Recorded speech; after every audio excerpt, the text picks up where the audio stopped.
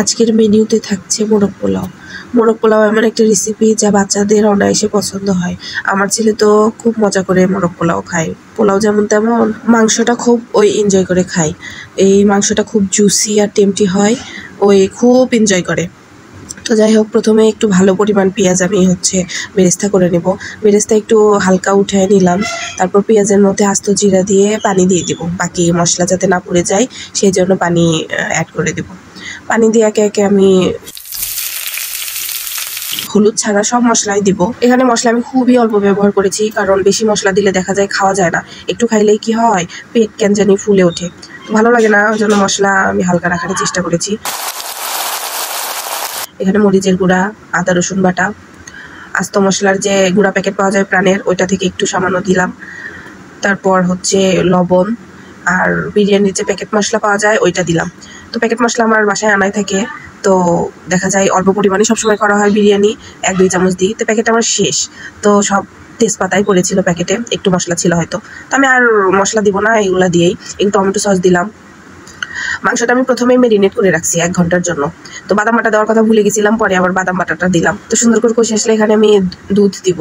টক দই দেওয়া যেত, তো টক দই আমার বাসায় ছিল না, ওই কারণে আমি দুধ দিলাম। দুধ দিয়ে অনবরত নাড়তে হবে যাতে দুধ ফেটে না যায়। দুধ ফেটে গেলে দেখতে ভালো লাগবে না, খাইতেও ভালো লাগবে না। তো অনবরত নাড়িয়ে সুন্দর করে কষায় নিলাম। তারপর আমি মুরগির মাংস অ্যাড করে দিলাম। তো মুরগির মাংস প্রথমে আমি হালকা আদা রসুন বাটা, গুঁড়ামরিচ আর একটু কিউব লেবু দিছিলাম। তো এই তো 1-1.5 ঘন্টা আগে মাংসটা মেরিনেট করে, বলতে আমি সকালে মেরিনেট করে রাখছিলাম। দুপুরের দিকে রান্না করছি।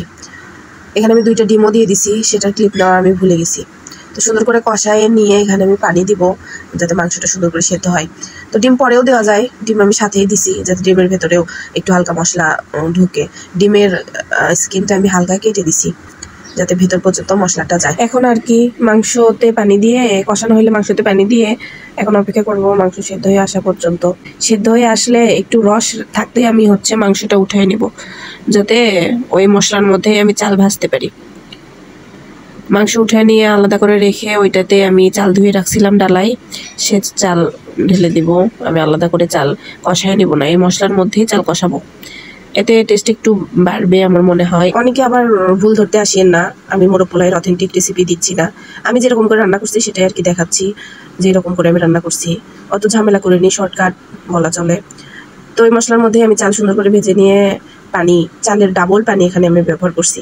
আর মরিচগুলো ফেলে দেওয়া যায়, তো আমার ছেলে ঝাল খাইতে পারে না, ওই কারণে আস্ত রাখছি যে আমরা ভাতের সঙ্গে মেখে নিয়ে খাবো। তো এখানে আমি 1 কাপ দুধ আর বাকি যে পরিমাণ পানির প্রয়োজন সে পানি ব্যবহার করলাম, করে এখানে ঢেকে দিয়ে পানি শুকিয়ে আসা পর্যন্ত ওয়েট করব।